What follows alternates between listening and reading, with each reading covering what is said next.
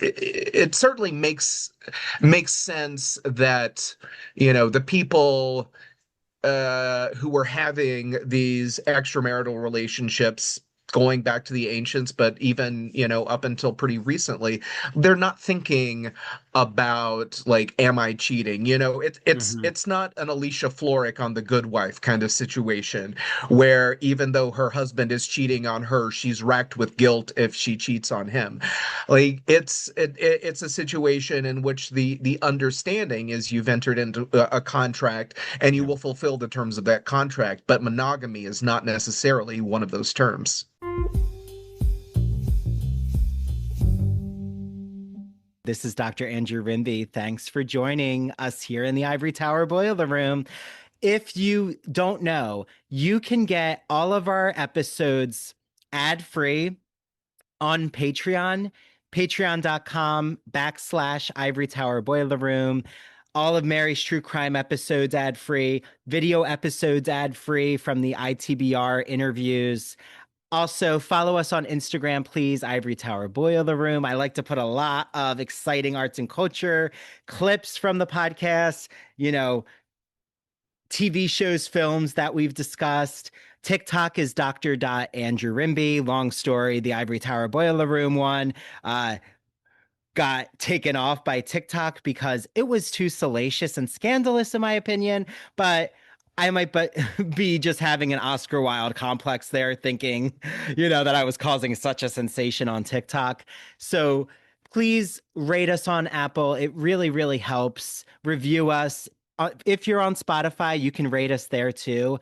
YouTube, please follow our YouTube channel. Please like the video, share it with your friends, your community. The only way that I can keep giving you all free, exciting podcast episodes is because of the reach of the podcast. So, rating us, reviewing us, it really, really does help. Also, shout out to Sean, our intern, who, if you see the cover art, you see the edits of the podcast, that's all Sean. So, amazing work by Sean. So, I hope you all enjoy this episode.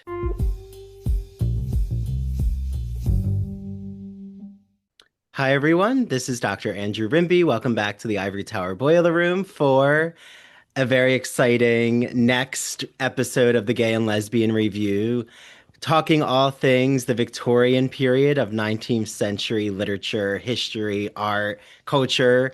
I'm joined again with Jeremy, who I always love having in this space, the managing editor of the magazine. Hi, Jeremy. Andrew, thank you for having me back. Yeah, and a new face, Eric L. Tribune. Wait, I should have practiced that. Is it Tribunella? Yeah, that's exactly right. Is it? Okay. Well, I'll just leave it out there for everyone to listen to. But Eric L. Tribunella, who wrote an amazing, really interesting discussion about gay young adult literature before the Stonewall period, which does not get looked at a lot at all. So he actually is a professor at the University of Southern Mississippi, and he most recently wrote a book called Uranian Children's Literature and the Early Gay Movement in England, The Romance of Youth, published by Routledge, and you can get your hands on it. Okay. So, really excited because this is actually an issue where my first article appeared on Whitman and Wilde and their queer literary relationship. So I know we'll get into that, but I'm just curious. I always like to start, Jeremy, with how you organize the magazine and, your thematic framing that when you open the magazine, you introduce us to the theme and the issues. So, like, what was that like trying to figure out how to connect all of these articles together?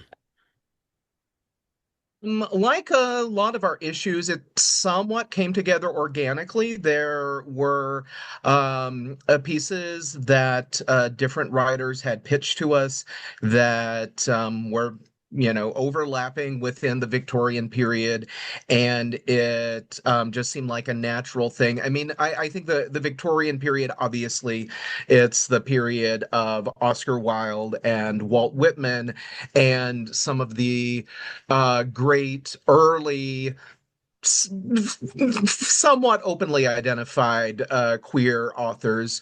And and also it's the period that homosexuality and heterosexuality too were both birthed. Like those terms were invented around 1868 and came into common usage very gradually over a period of decades. But it was the birth of the concept of being gay or being straight. And I think that's fascinating. I'm also just a kind of a sucker for Victorian literature. You know, some of the books covered in this issue are books that I first read when I was a kid, like Strange Case of Dr. Jekyll and Mr. Hyde. Um, and I think actually that was maybe the first piece that came in. Will Basher, who wrote about Dr. Jekyll and Mr. Hyde and about Frankenstein, had pitched that to us a while ago, and he and I wound up going back and forth through some pretty extensive revisions and getting the piece to a place where I think it really reads well and is fascinating. I want to go ahead and quickly highlight a few of the other pieces, since unfortunately. Not all of the writers were able to be with us today. It's great to be able to talk about this with you, Andrew, and Eric, but Will Basher was not able to be with us. Jay Barnes, who wrote about the Count of Monte Cristo and there being a pretty overtly lesbian couple in this novel that was published in the 1840s, that is pretty much overlooked generally. You know, they're sort of Rosencrantz and Guildenstern in the narrative. They're hovering around the edges, but they don't have a really major role in the narrative, so people don't pay that much attention and realize that this is a pair of women who are more than friends, more than even 19th century romantic friends. Um, and we also had a piece by Charles Timbrell, who is a longtime contributor who writes largely about classical music and basically broke down, if not every homosexual relationship that Tchaikovsky had, certainly quite a few of them. And it's fascinating that we still know so much about his private life, given that he was not a figure who was openly gay, and it was not a time period when same-sex romantic relationships generally were very well recorded. And we also had a piece by Peter Jordan about Geoffrey Wheatley Cobb, a British aristocrat who spent a big part of his family's fortune maintaining a very fancy former British naval ship and having young men, mostly, very poor young men without many options, trained to be sailors. So it's I think, sort of a fascinating tapestry of what the 19th century was and where you can kind of see queerness poking through, because it was always a little bit under the surface. Even Oscar Wilde wasn't going around telling everybody that he liked Bosie and his other paramours. So it's great to see the ways in which all of this was happening, even though it wasn't necessarily apparent to the average straight person. Yeah, well, poking through, such a great figurative phrase or concept to use because, we can only imagine, like, I can only imagine with this kiss of Walt Whitman that Oscar Wilde spreads around after Whitman's death. Like, was Wilde, was something poking through for Wilde literally in that meeting. Whitman, maybe not so much because, sadly he had some medical issues, and I don't think Viagra was around in the late 19th century. Probably some herbal remedy. Probably. But I think like even that salaciousness of like what Wilde kind of spreads around for publicity tells us a lot about the late Victorian period and like what a lot of these articles are getting at, including Eric's, which is that a lot of a modern day audience would, have a hard time understanding that the late 19th century period isn't exactly without explicitness or without sensuality.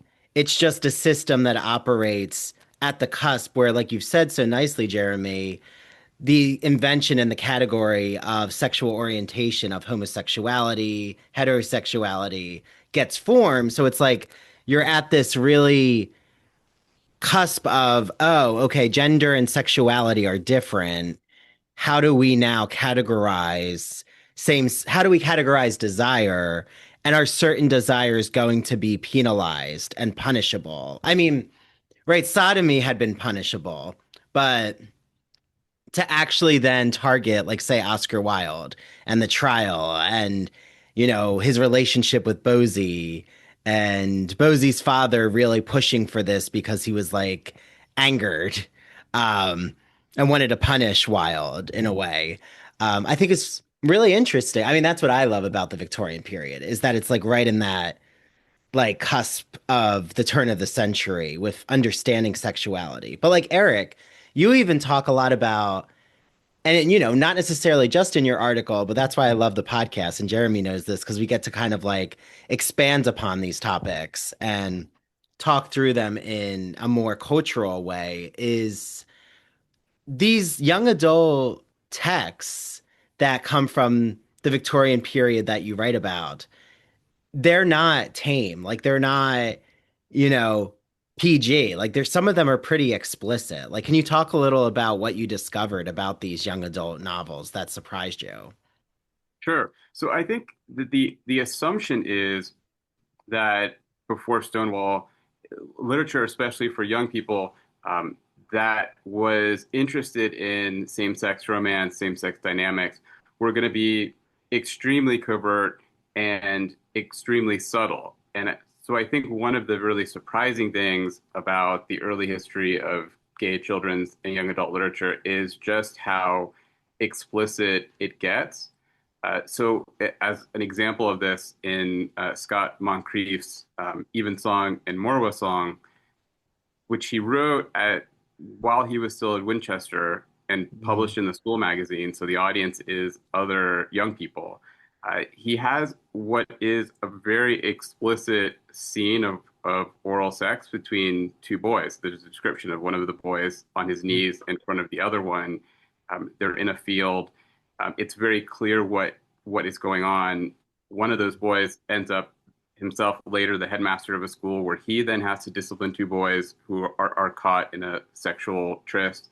And so those elements are pretty explicit. It's not just homoerotic love poetry that people could easily fool themselves into not recognizing. And so I think that is one of the surprising things that we see. The other is that you had people like Edward Prime Stevenson who were writing explicitly about their own work as homosexual or Uranian juvenile literature. And so I think for a lot of people that would be surprising. Stevenson wrote about his own work in The Intersexes, which is published in 1909. So very early, you have someone identifying his own work as homosexual or Uranian juvenile literature. So I think both of those things would be really surprising to a lot of readers now. Yeah, I mean, you've offered two really interesting paths, which is to explain to the audience what the Uranian concept is. I mean, I'm teaching a queer studies course right now, so like I'm immersed right now in the early sexologists of teaching my students about Karl Heinrich Ulrichs and Magnus Hirschfeld eventually, right? So we have this idea of unpacking, if you can, what a Uranian is, but also I want to touch upon after that this boys' boarding school utopic ideal concept that still kind of gets joked around in all male spaces. So yeah, if you could just explain, Eric, like what is the Uranian idea that was so popularized in the sexology community?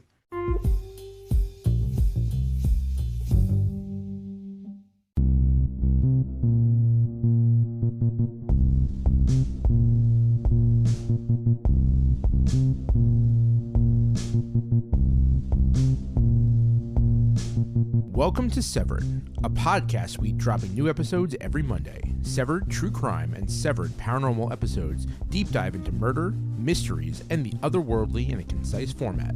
A 7-minute story to frame the case with thoughtful analysis and our usual banter.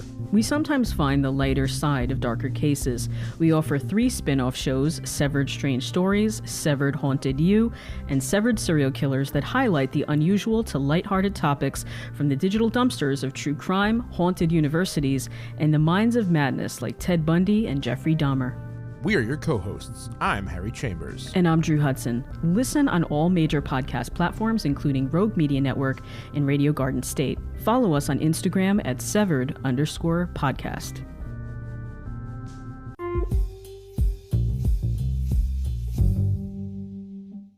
Are you a fan of classic Hollywood movies?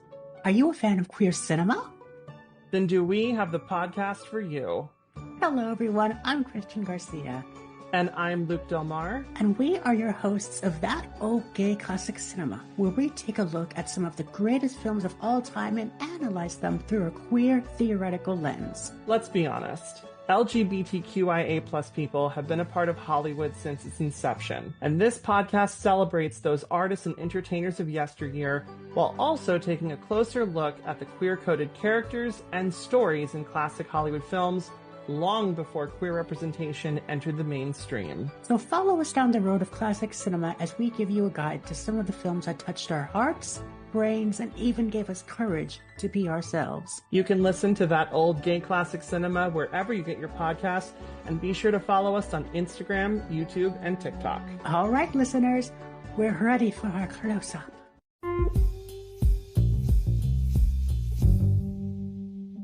So coming out of Ulrichs, who was one of the first people to articulate a typology of sexual types, he was using the term Uranian in German as a reference for same-sex loving men.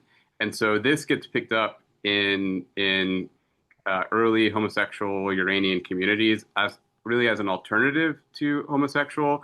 I think one way that I think about it is that homosexual or homosexuality became especially prominent in medical discourse.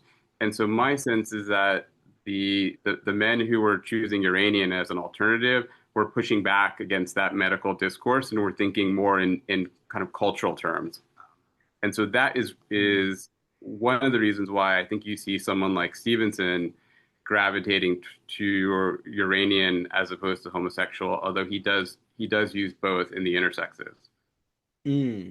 And is this kind of also tied to the like symposium with Plato, like this idea of same-sex desire with men, like that it also has something to do with kind of like an androgynous soul, if I remember, like there's like the female souls within, and somehow this has to do with why some like men enjoy like sexually other men.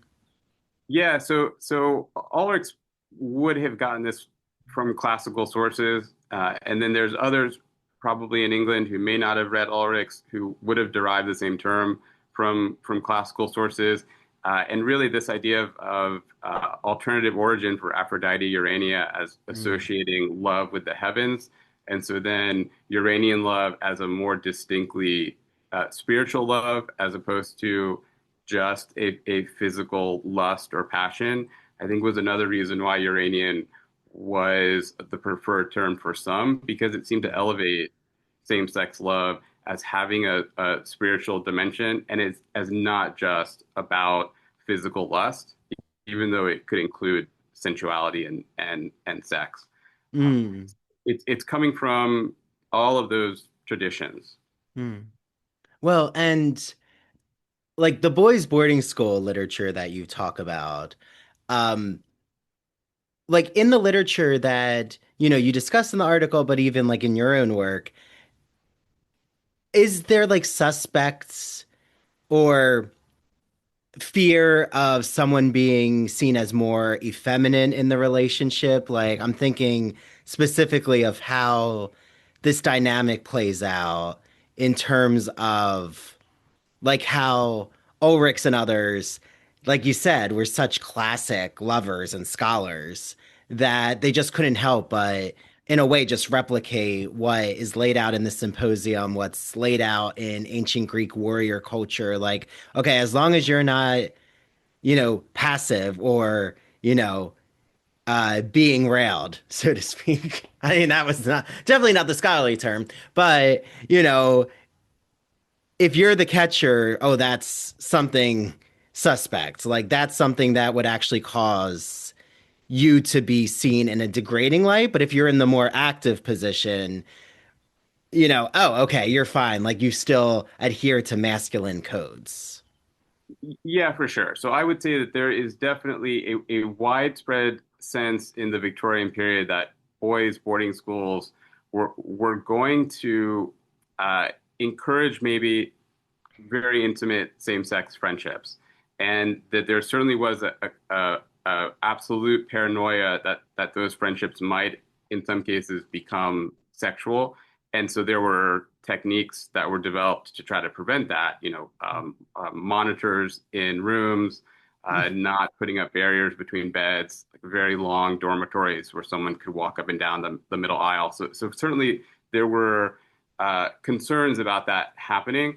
And as you were suggesting earlier, in particular around what this might do to a younger boy who might be petted by an older one. And in fact, there's a very famous footnote in Thomas Hughes's Tom Brown's School Days where the boys are talking about a younger boy getting taken up or petted by an older one. And Hughes includes the note that says, old boys will know what this is referring to. And so absolutely, there was concern, especially around younger boys getting corrupted by older boys who might exploit them sexually. Yeah. Oh, no, go ahead, Jeremy. I just wanted to jump in and say I think it's fascinating. You were talking about the perception that if you're the passive partner in sodomy, as it would have been called in that situation in that time, that there's a stigma to that. That basic, I mean, it's all patriarchy is also misogyny, right? So you're in the woman's position, so there's something suspect or demeaning about that. While if you're the active partner, then that's that's manly, and it's basically not that different than being the active partner in sex with a woman. And it may seem to some people like a very old-fashioned way of seeing the world, but I think there's a lot of that mentality that is still with us today. And I think part of the reason that the 19th century, the Victorian era fascinates me and a lot of other people is because we still see the long tail of a lot of these ideas. And we can still see people today who in some way are kind of subscribing to the idea of Uranian love and to the ancient idea that a certain kind of affection between men was perhaps the most noble affection. I mean, this is not modern. He's been dead for a while, but you can see that kind of attitude in a writer like Gore Vidal when he talks about affection between men. Oh, yeah. The City and the Pillar is full of this. Or I'm even thinking the picture of Dorian Gray, like work that I've done with it. I read Lord Henry, his whole mission as this kind of, he keeps using the term corrupting Dorian's like pureness and kind of wants to be his pederastic teacher. And it's like, they don't expect though that Dorian actually is going to use his image and beauty for like has a supernatural gothic thing going on, and he actually is going to destruct and destroy these older men. But it's kind of like, right, Wilde turns this pederastic idea of the mentor-mentee on its head. And creates the monstrous Dorian. Like the schoolboy becomes the destroyer. He's the original demon twink. Yeah, the demon joint. Exactly. I just like saw Jennifer's body for like it's been a long time and I'm like, "Oh yeah." If you've ever seen it, Megan Fox is basically like a Dracula, like blood-sucking demon and I'm like, "Oh yeah, that's interesting."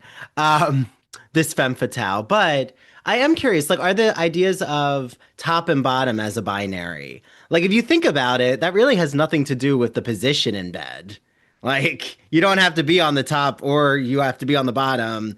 It's like, how do these concepts just keep getting, like Jeremy said, it gets replicated into this very gender sexist type of ideology. And I was like talking to my students because they're finishing Song of Achilles, and I was giving them more context about like, is ancient Greece, like, could we actually consider it to be gay? And like, there's so much, you know, problematizing, or it's problematic to just see like our modern day notion into it because the system is so exclusively male and women are like seen as lesser than. And like that also relates to the sexual roles of men. But like the most, in my opinion, queer thing about what you're talking about, Eric, in these works is like a blowjob scene. Like in my opinion, two guys like getting each other off. That's probably the most erotic and like doesn't necessarily like in that scene that you've talked about. Does that like tie into gender ideology, or is it kind of just like, oh no, these both are kind of getting what they want out of this?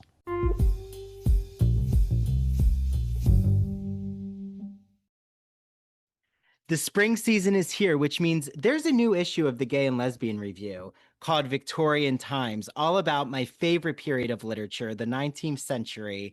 And you'll see a rugged Walt Whitman on the cover and the dandy Oscar Wilde. Well, guess what? My first article is now published in the Gay and Lesbian Review called Once Upon a Time in Camden.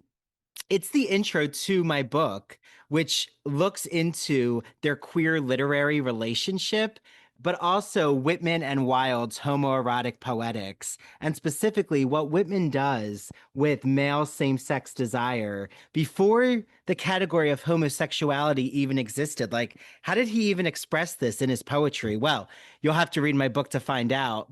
Book coming soon. If you know of a publisher, let me know. I'm shopping around right now. But this Victorian issue is so special with the Gay and Lesbian Review.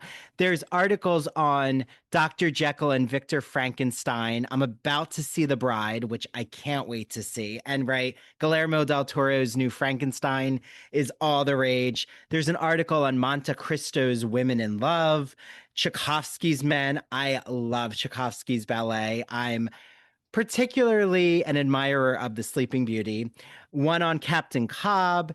There's film and TV shows reviewed like Heated Rivalry, Boots, Kiss of the Spider Woman, which, if you don't know, I had an episode with Jeremy Fox from the Gay and Lesbian Review, the managing editor, and Colin Carmen and Joseph Federico, and we talked all about Heated Rivalry. You have to listen to it. And Kiss of the Spider Woman, I keep recommending to everyone. It is an astounding film. Boots, I actually had the creator Greg Cope White on the podcast too. You'll have to listen to his interview. Also, if you haven't heard our episode on the kink issue of the magazine, it's really, really interesting. And the ethnography one. And yes, there will be an episode soon about the Victorian issue. So get your hands on the Gay and Lesbian Review.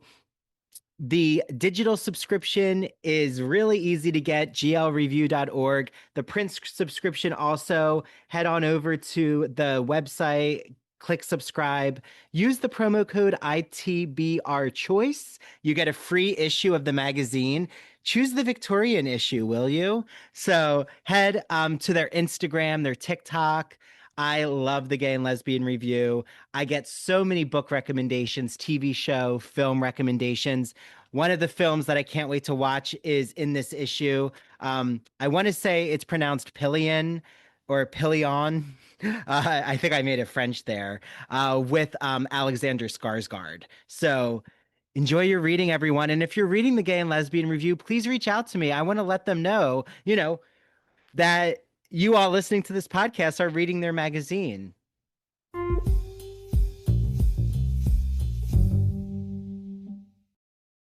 Now that the spring semester is here, I am so excited to let you all know about a publisher, an independent publisher that's celebrating 40 years of great books called Broadview Press. I love Broadview Press.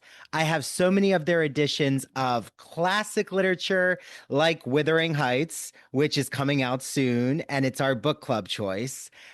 And they have so many academic books for instructors and for students and the general public. So I've had so many exciting guests on, from guests talking about The Wonderful Wizard of Oz, guests talking about vampire literature, horror literature. I'm looking at you, Jeffrey Andrew Weinstock, whose book actually just came out called Horror Theory. Look it up.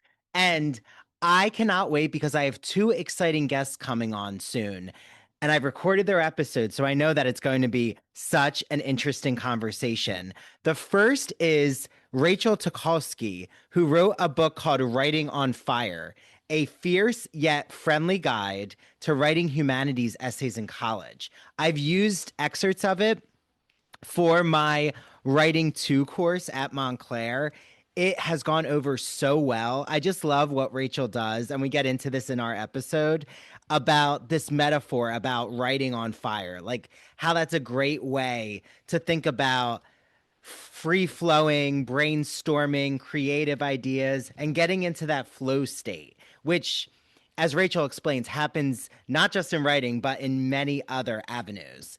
And then the other guest that I have on is David Starkey, who wrote a book called Academic Writing Now, A Brief Guide for Busy Students. It is designed to cover the basics of a college writing course in a concise, student-friendly format. Each chapter concentrates on a crucial element of composing an academic essay and is capable of being read in a single sitting, which, for a generation, myself included, I think all of us now, just consumed by digital media or just this attention-grabbing technology, reading in a single sitting is definitely a plus. So head to Broadview Press, use the promo code Ivory Tower, and you'll get 20% off every single book in their collection. There's also a really cool digital library collection they have. So if you're a librarian, take a look at that. Message me. If you're a librarian, I'd be happy to show you what that new collection looks like. And I hope you all enjoy your reading. You tell yourself, no one wants your college-era band tees. But on Depop, people are searching for exactly what you've got. You once paid a small fortune for them at merch stands. Now, a teenager who calls them vintage will offer that same small fortune back. Sell them easily on Depop. Just snap a few photos, and we'll take care of the rest. Who knew your questionable music taste would be a money-making machine? Your style can make you cash. Start selling on Depop, where taste recognizes taste.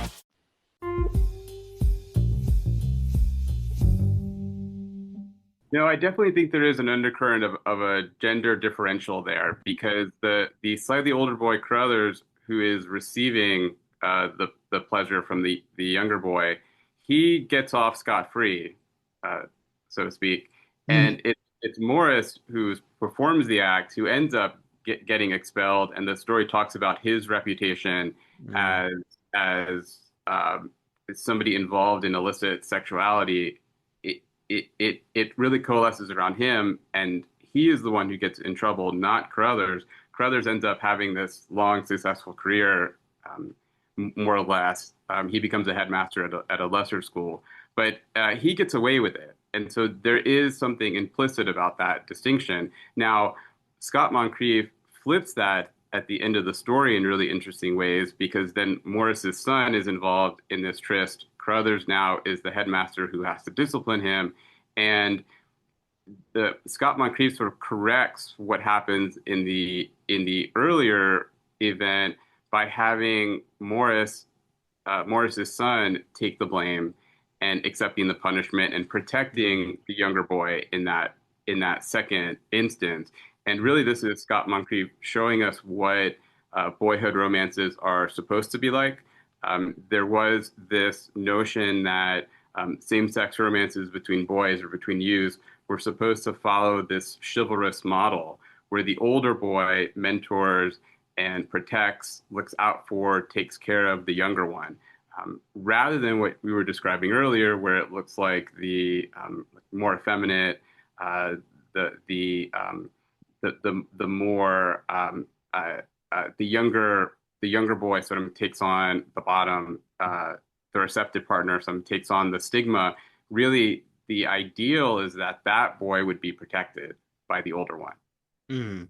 Kind of like, I mean, not the same system of an institution, but kind of like, if you see Oz or any prison narrative, it's like, oh, if you like submit to me, I'll protect you against this gang.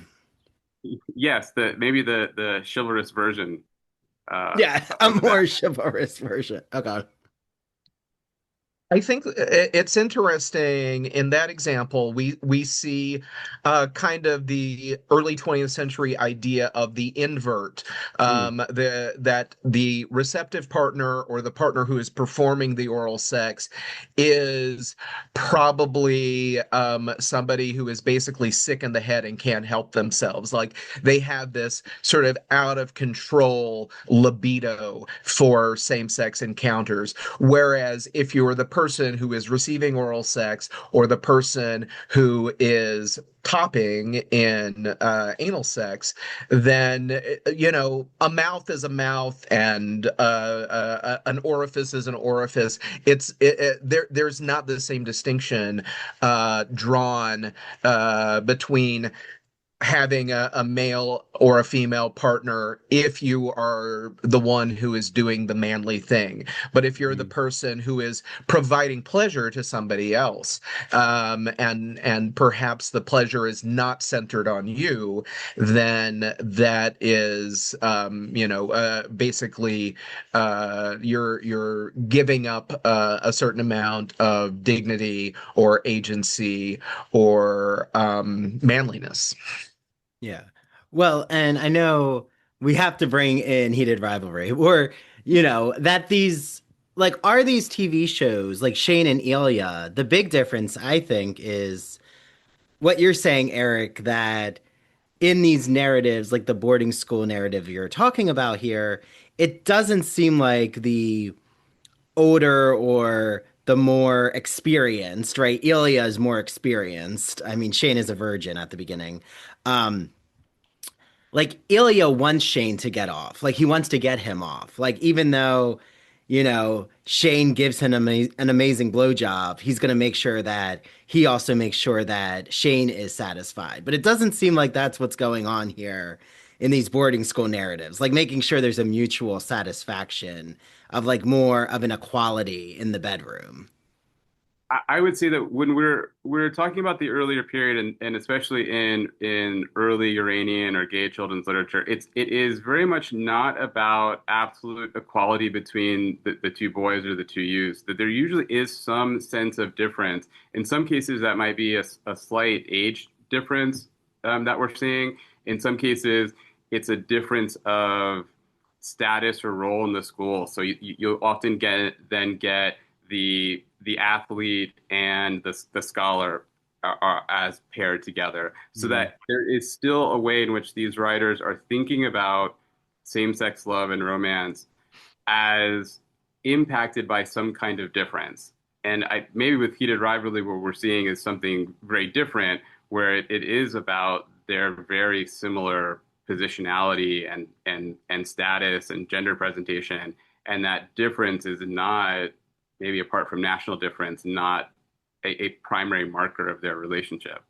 Yeah. Well, even, my students, like, it blew their mind that Achilles had a wife. They're like, wait, how could these warrior, men, even like the sacred band of Thebes, right, the 300, all be partnered up, but also have wives and children. And I'm like, well, that was the system. It was like you could have your male side piece in war, or they saw it as like a civic duty that it would like, of course, you're going to protect the person that, you know, you're romantically attached to, but like that doesn't have to do with the family space. Like, you know, Achilles and Patroclus aren't getting married. They're not going to have a child. There's no legal realm for that. And I think it's kind of like my students were saying, well, is it like down low culture?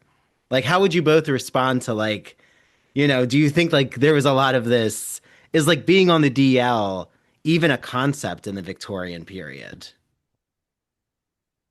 I think you know, it was kind of in the Victorian period that the idea that you would marry for romantic love came to the fore, and still, you know, and for many years, and in many situations, and even still to this day, in some places, some cultures, marriage was basically a financial and social contract.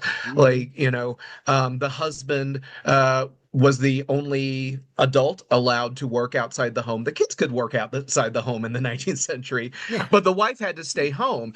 So the husband agrees to provide for the wife, and she agrees to cook and clean and raise the kids. And the idea that you would enter into this because someone captivated you and made you swoon,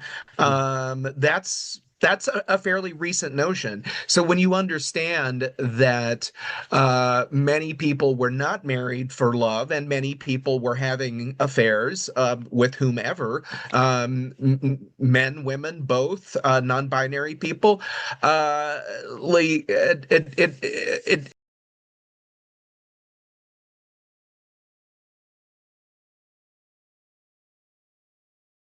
it certainly makes sense that, you know, the people who were having these extramarital relationships going back to the ancients, but even, you know, up until pretty recently, they're not thinking about like, am I cheating? You know, it's not an Alicia Florrick on The Good Wife kind of situation where even though her husband is cheating on her, she's racked with guilt if she cheats on him.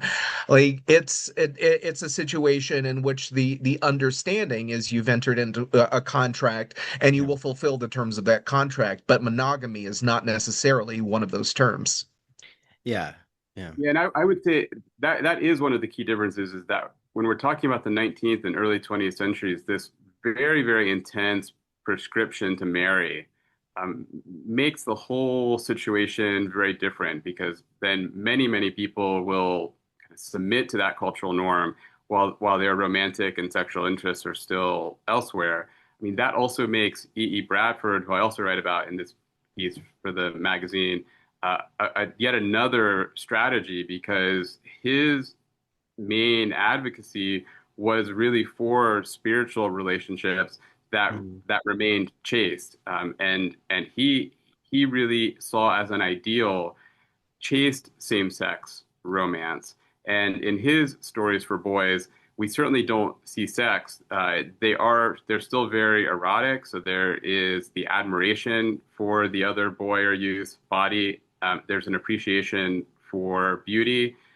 There is certainly scenes of physical touch and intimacy, but it's not sex. It takes the form of one boy holding the other boy's hand on his sick bed, and that's how it manifests itself. In the story I talk about for this piece, the school cricket hero gives up playing in the culminating match so that he can tend to his sick friend by his sick bed, and that is the scene of very explicit demonstration of love and attachment. Yeah, that kind of caregiver. I mean, that is very warrior culture-ish, or has that type of deep passion and affection. It reminds me of like George Eliot's Daniel Deronda, which I think is a really interesting novel. And like I just remember when I was in my PhD program, like reading about Daniel and like how the other character who I forget right now, but like there just is this very deep like brotherhood. Like a lot of it gets termed as like the affectionate brotherhood or again, these exclusive male spaces. Like that's why I think a show like Boots is maybe more um or even Heated Rivalry. What they have in common is it's so interesting. We're in a moment now where like these exclusively male homoerotic spaces are coming back and like at an all-time high, overcompensating with fraternity life. Like there's something going on here about like what does it mean in a way is certain sexual behavior more acceptable between men when it's more exclusively male than when you integrate the genders. Like I'm not advocating for exclusively male spaces. I don't want anyone to clip that out, but or take that out of context. But I do think there is something that even Whitman like he has this like very utopic vision in his poetry about like um the 26 20 I should remember the number, but the bathers, it's in Song of Myself. And I want to say even 29. yeah, I'll find the number, but basically like there's a woman who's staring at them from her mansion as they're all naked frolicking in the water, and it's like very radical that like a woman would be sexualizing men in this way. So like that's where he kind of takes it, but at the end of the day, she's not joining them and like getting naked, right? Like just like in your boarding school novels you talk about, Eric, women aren't entering into their bedrooms. Sure. Yeah. I mean, and mostly when we're talking about Victorian and Edwardian school fiction or boys' adventure fiction, there are very few, if any, girls or women who appear at all. These very much are single sex contexts and stories. And I think that is one of the reasons why their more explicitness has ironically been obscured, because I think it's very easy to just simply read them as homosocial or maybe at most homoerotic and not think about the fact that some of these authors are themselves explicitly identified or self-identifying as homosexual and Uranian and are producing these representations very knowingly. This is not accidental homosociality or homoeroticism. You brought up Heated Rivalry earlier, and I hadn't made this connection before that, but it occurs to me that in my mentioning these like sickbed scenes, that we see that trope again in Heated Rivalry. And so even if it's unconscious, I think it's interesting the ways some contemporary gay literature really continues to draw on these scenes or tropes that we see in much earlier Victorian and Edwardian Uranian or homosexual literature. Yeah. I think there's an attitude that carries through to this day in all male environments and sometimes in all female environments as well. Like there are boarding schools for girls, and certainly many romantic stories about women in boarding schools. And back in the 70s, there was a whole subgenre of women in prison movies, and those frequently had at least, a lesbian character or a lesbian subplot. But you think about to this day, obviously prison, Andrew mentioned already, and I continued that, but as well as boarding schools, the Navy,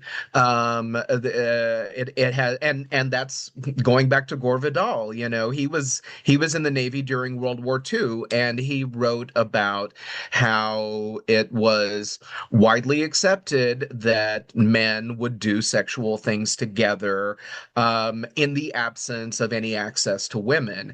And I think that creates a permission structure for the people who are inclined that way anyway, the people who want an opportunity or maybe didn't even know that they want an opportunity, but certainly welcome it when it appears. But also, I mean, I feel like I have to note that it creates pressure on people who aren't inclined that way. But if it's part of the culture that, you know, an older boy has a younger boy as sort of a servant, as it was in many like British boarding schools in the 19th and early 20th century, and they have sort of a Greek relationship, mentor mentee, top bottom. You know, there are undoubtedly untold numbers of young men who were pressured into acts that they didn't want to participate in, but also a lot of people who found it very freeing that this was a milieu, if you will, in which it was acceptable for them to act on same-sex desires. Mm. But before we go any further, Andrew, you haven't, because you're busy hosting, you haven't talked much about your contribution to the issue, and I feel like somebody should ask you to talk a little bit about how you came to. I mean, obviously, I know this is part of a wider body of research that you've done on Wilde and Whitman, and this isn't. You know, even the tip of the iceberg with you, but it is a specific historic event that clearly you did a tremendous amount of research to nail down all these details. Like, especially your first draft was incredibly rich with detail. So what made you focus so much on this particular meeting, this one incident, and what do you think it tells us more broadly about the relationship between them and their work? No, thank you for taking the host seat. I appreciate that, Jeremy. Yeah, excellent question. I mean, I looked at so much, right? This comes from is a reworking of my intro from my forthcoming book, which began as the dissertation, and now I'm reworking that to make it more accessible, hopefully, you know, aiming for like a trade meets academic, like an imprint in between. But looked at so many newspapers that covered Wilde's American tour, and when he lectured in New York City, and then when he knew he was going to go to Philadelphia, he already had done a lot of research knowing that Whitman lived right outside of Philadelphia. So like Wilde was the one who really wanted to meet Whitman, not the other way around. Not that Whitman didn't like Wilde, just Whitman didn't really read any new writers. Whitman at the end of his life was kind of just reading newspapers. Like he wasn't really invested in a soiree of who's who. He had his like literature, his literary group, so to speak. So like Wilde really pushes to meet him. A journalist sits down with him on the train from Jersey City down to Philadelphia and interviews him and asks him all these questions about like, you know, when did you read Whitman? And Wilde's like, well, my mother bought a book, an edition of Leaves of Grass, and then read it to me as a child. So like you get to learn that he's been thinking a lot about Whitman's poetry. And like what I argue is it informs and inspires Wilde in this type of mentor-mentee way where it helps us as readers, you know, and even as queer readers specifically, that there's this genealogy of literature, like how, you know, Wilde's inspired by Whitman. You know, in my opinion, Whitman is inspired in like the work I do with Whitman's poetry in, you know, other chapters.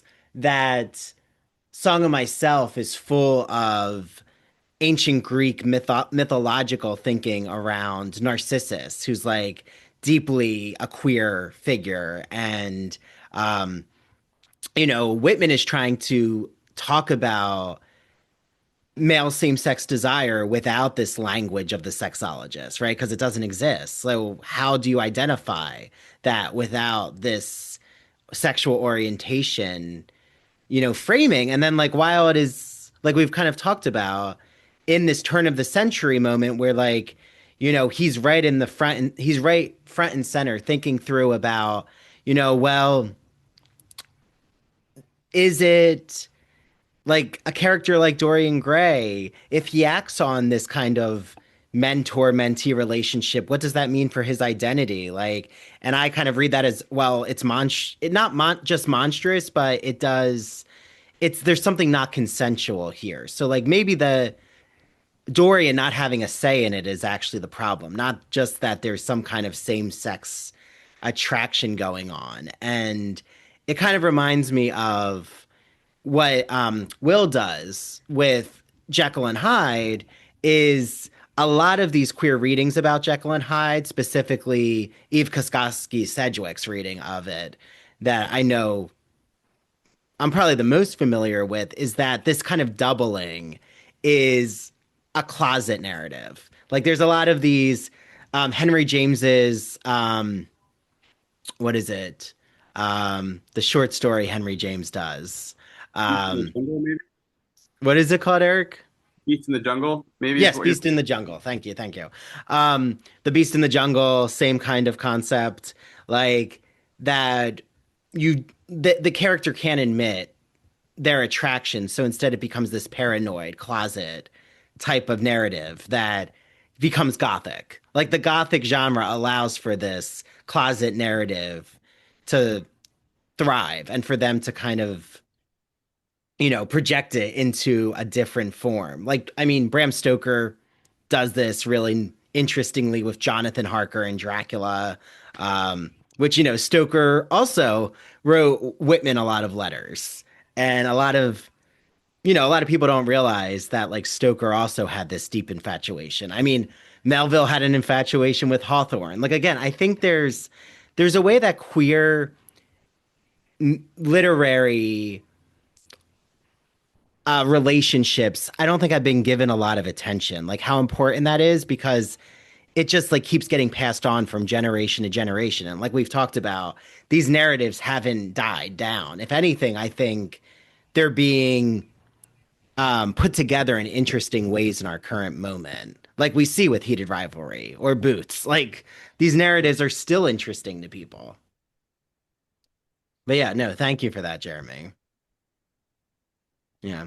Actually, is it okay? I know we said we'll be done at 1, but if we go for another 10 minutes, is that okay, Eric? Yeah. Okay. Jeremy, is that okay? Sure. Okay.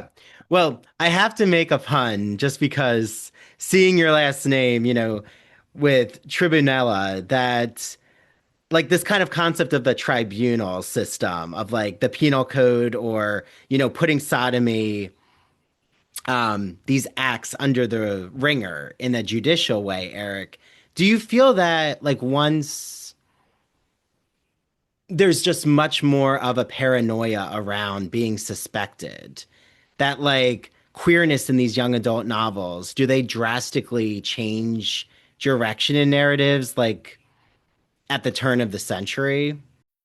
With Plan B emergency contraception, we're in control of our future. It's backup birth control you take after unprotected sex that helps prevent pregnancy before it starts. It works by temporarily delaying ovulation, and it won't impact your future fertility. Plan B is available in all 50 U.S. states at all major retailers near you, with no ID, prescription, or age requirement needed. Together, we've got this. Follow Plan B on Insta at Plan B One Step to learn more. Use as directed.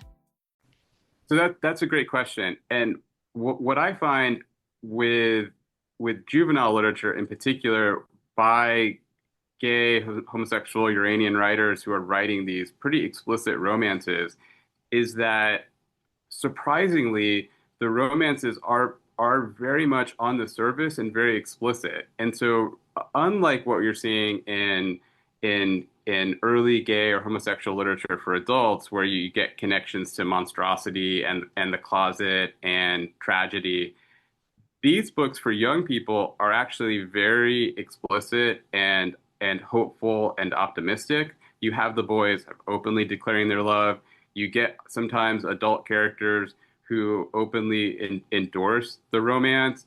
You get early, very happy endings. So in Edward Prime Stevenson's Left to Themselves, the two main boys, Philip and Gerald, are described at the end of the novel as remaining together for the rest of their lives in their devoted relationship.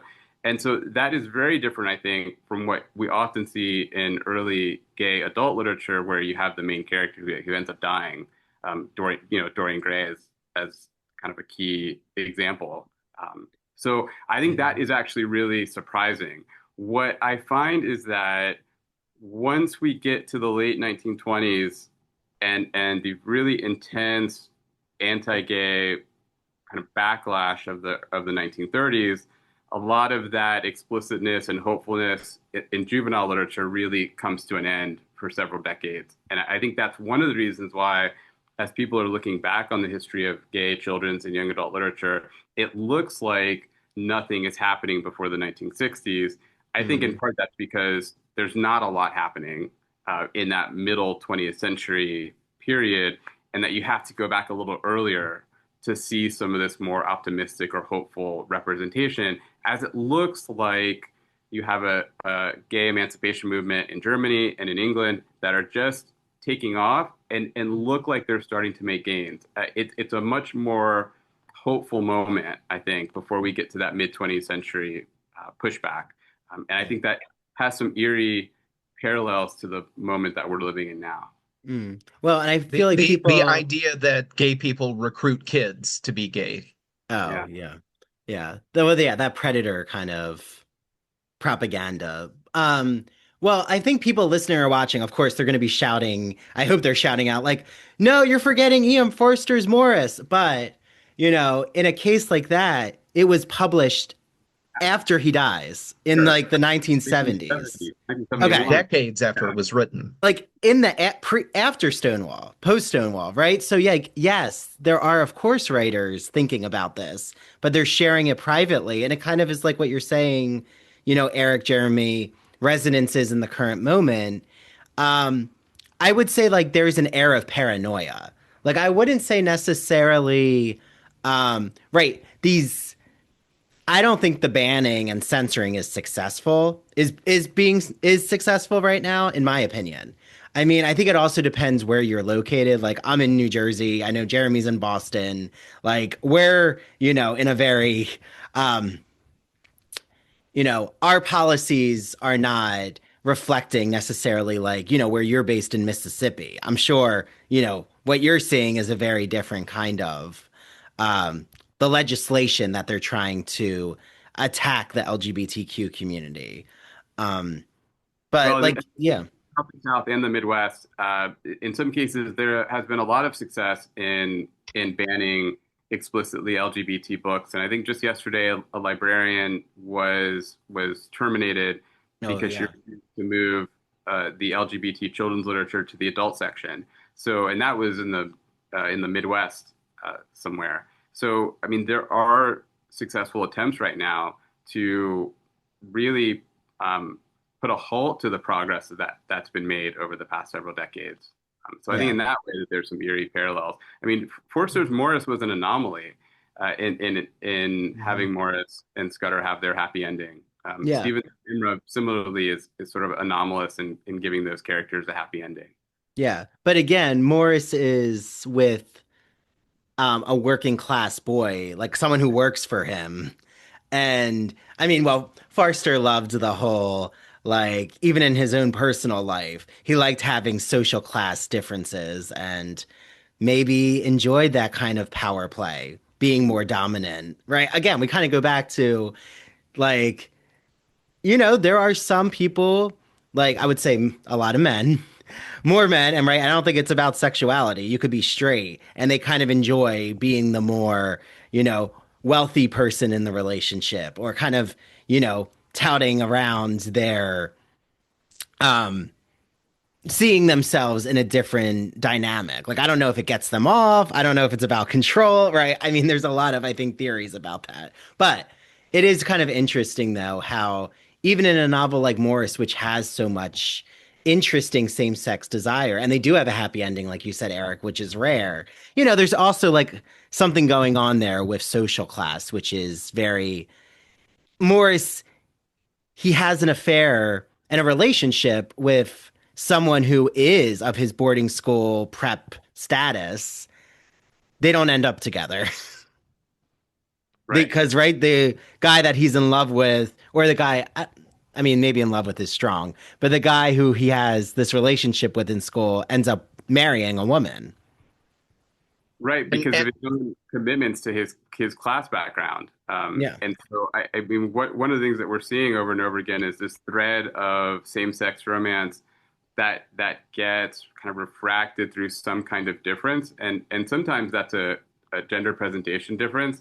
I was struck, Andrew, in your piece, there was a line about Whitman describing Oscar Wilde as manly. Mm-hmm. I found that really surprising, just because I think Wilde is so associated with this performance of dandyism and as kind of helping to associate homosexuality with effeminacy. So I was interested in this idea of Whitman finding him manly, and I kind of wondered what Whitman meant by that. Yeah. Well, I think Whitman was extremely subversive and extremely witty of understanding how publicity worked, that he was doing it in an intellectual way, where, like, and I didn't talk about this, but in Calamus, like in my work, Calamus, like if no one has read Calamus, those poems you need to, because those are the ones that really have the same-sex desire front and center. And it was 28 bathers, just in case there's a Whitman scholar listening. And in Calamus, what's so interesting is the speaker of the poem is trying to discover his queer or his desire, and like constantly is thinking about this other man who has evaded him. Like they had something happened, but he's in solitude. Like he's trying, this is where I read the Narcissus myth. Like, this kind of desire, it's not being fulfilled. There's a type of just longing and remembering.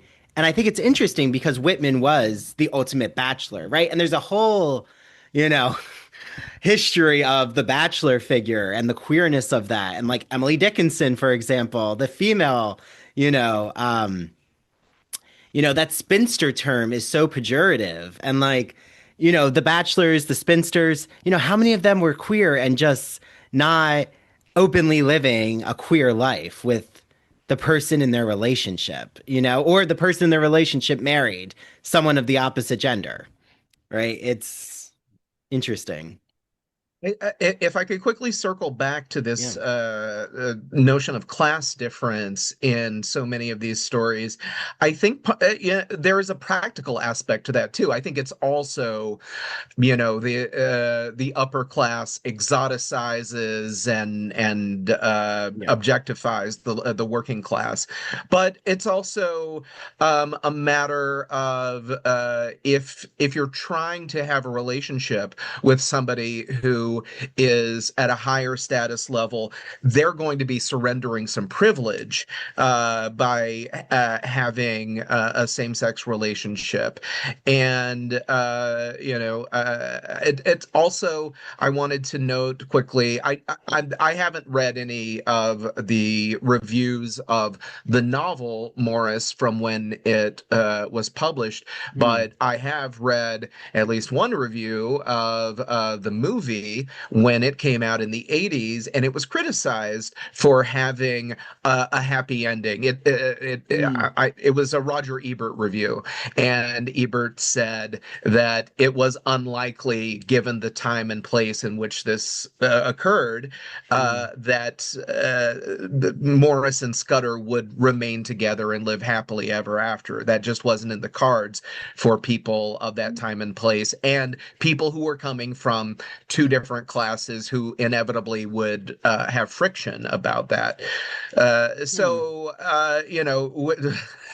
We had to wait for heated rivalry to have a happy ending in a gay love story. Well, and Yeah. also that criticism is just wrong because, Yeah. of course, they're based that those two characters in part on Edward Carpenter and his own lover. So you did have people who managed to kind of carve out some possibility for themselves.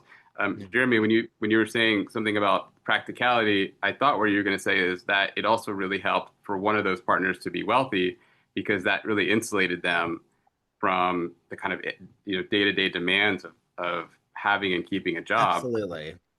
And just basically surviving in that intensely hostile world. So in some ways, part of the practicality is one of the partners having some financial means to be able to keep the pair together, and alive. Absolutely. Yeah. Wait, I know. Another 10 minutes. Is that okay? I promise that'll be the last time. Because I know, Eric, you have to teach, right? I do. Mhm. Okay. Yeah. No, just have your students come sit in on this. Well, something I did want to ask though is, yeah, I'm glad you brought that up because I was like saying money was really important. So like if you could fund yourself, yeah, that's fine. Like Oscar Wilde, there's a lot of speculation, but he has outs to get out of the trial. He just keeps demanding that he's going to face this head on. Like, was that his tragic flaw to be, egotistical? Perhaps. Like, I mean, did he want to be the martyr of a new queer movement? I don't know. Some people have read him as that.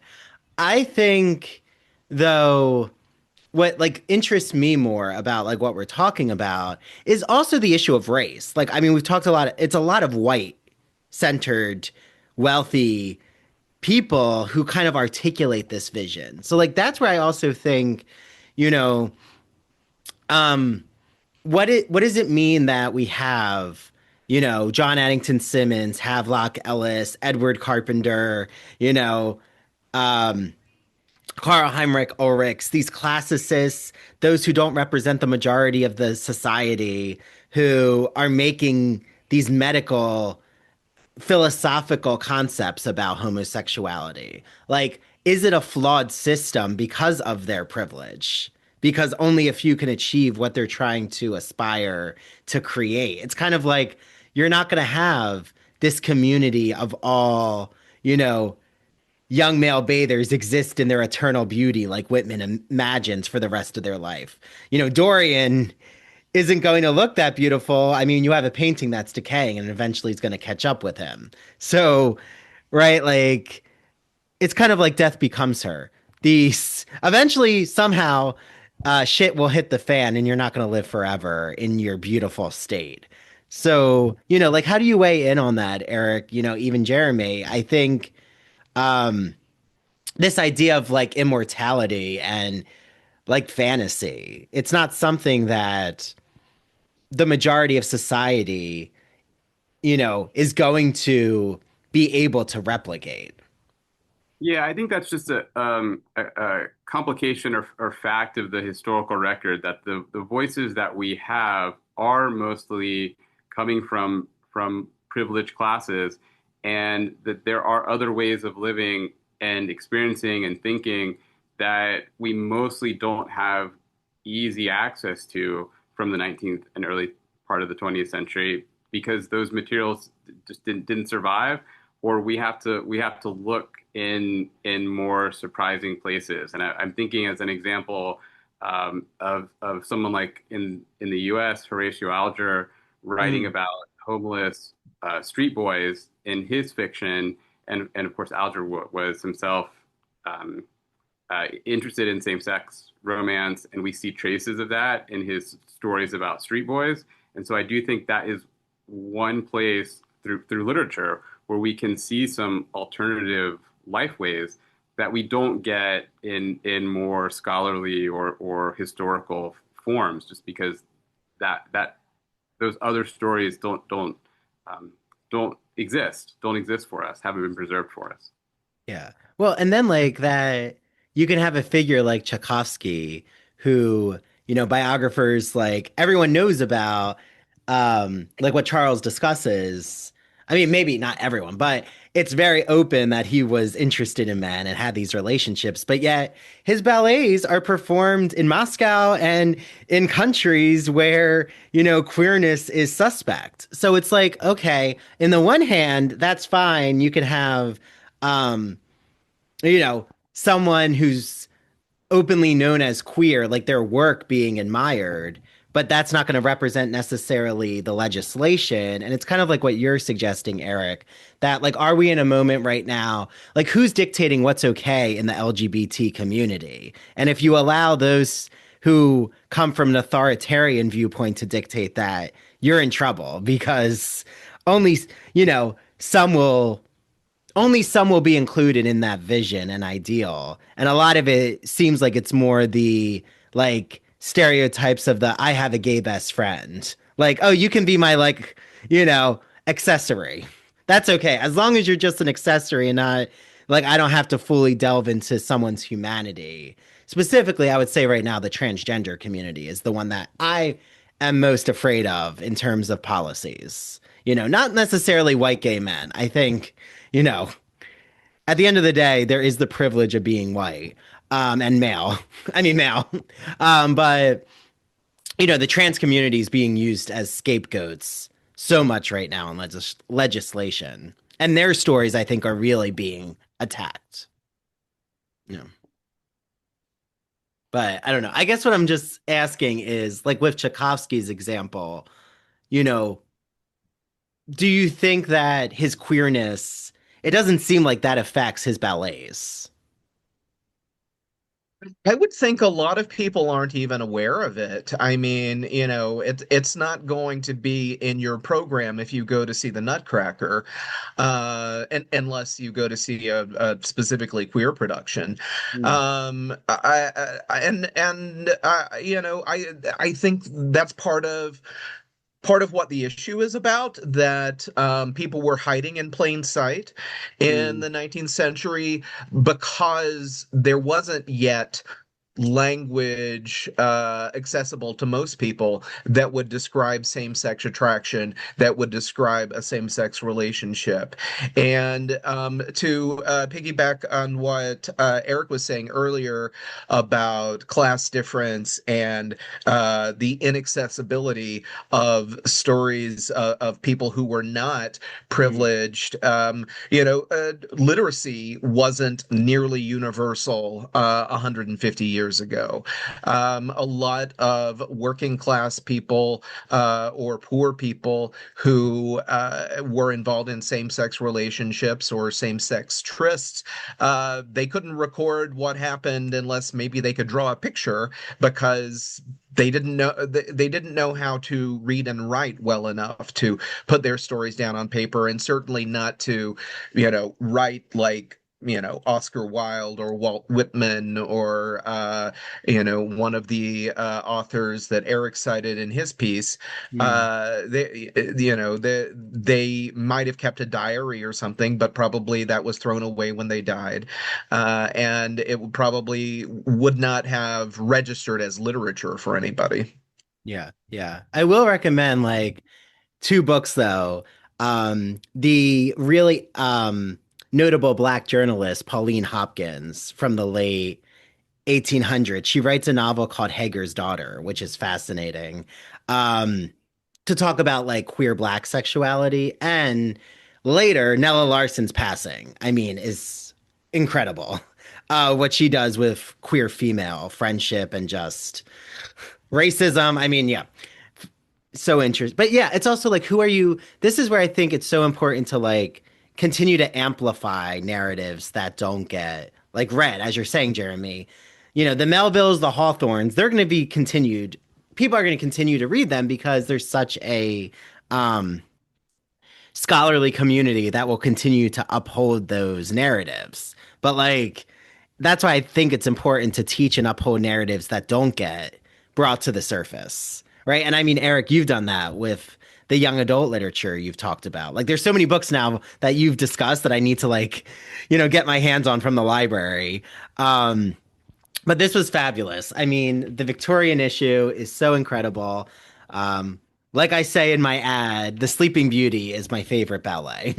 And, I think there's a whole other episode we could do about, the ballerina, like the prima ballerina and the gay, like queer fans of the ballerina, because that definitely exists. And fairy tales too, like fairy tales as a way to talk about queerness. Um, well, Jeremy, Eric, how can everyone, Jeremy, get their hands on the magazine if you just want to plug, where they can find the issue? You can go to glreview.org, and there's free content there. You can subscribe there to get either a print or a digital subscription to the magazine. I think Andrew may have a promo code he wants to share. Oh, sure. It's ITBR Choice. You get a free issue of the magazine, and links are in the episode notes. Also, right, Jeremy, GNLR is on Instagram. It's on TikTok. Eric, anything you want to share about like how people, can find your work, especially this new book that you have out? So it's just newly out, so it can be found on the Routledge website or any online bookseller. I hope that people will primarily read some of this primary literature for young people from the 19th and early 20th century that really is still not really popular and has was out of print for a long time. But I hope people will rediscover it. Yeah. And my students, like, even now say, like, they still think that women are granted more permission in society to experiment and be curious, and that men, it's still like a secret. Like, things have to be done. You can't be so open about it. I mean, again, in the like queer community, open relationships and all the ways that we navigate, little different. But I think it's interesting that the young generation still sees this kind of that there is still a secrecy around like what's seen as permissible. But yeah, Eric, thank you so much for your time, Jeremy. And yeah, I hope everyone out there enjoyed this. And until next time, we're gonna have, Jeremy back on for the May and June issue, which will be an exciting conversation. Thank you both. Yeah, of course. So fun. Thank you. Thank you, Andrew. See you soon. Yes.